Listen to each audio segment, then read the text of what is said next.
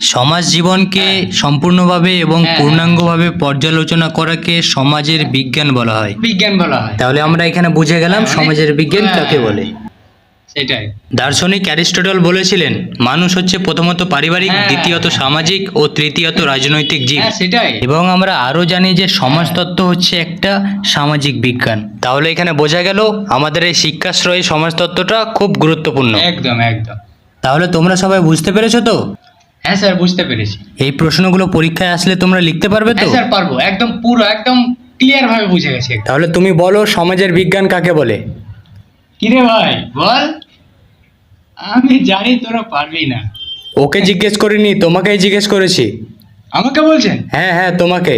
শেষমেশ আমাকেই জিজ্ঞেস করতে পেলো। প্লিজ অন্য কাউকে জিজ্ঞেস করুন স্যার, প্লিজ অন্য কাউকে জিজ্ঞেস করুন। প্লিজ অন্য কাউকে জিজ্ঞেস করুন স্যার। কি হলো, কিছু বললে?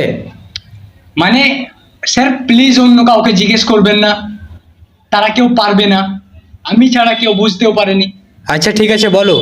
খুব তো বুঝেছি বুঝেছি করছিলে, এখন বলো কি হলো, বলো বলো না কি হলো, কই, আরে বলো। স্যার যদি আরেকবার বুঝিয়ে বলতেন তাহলে হ্যাট, মূর্খ কথাকার, বোঝে না সোজে না, হ্যাঁ হ্যাঁ করে চলে যায় যত সব।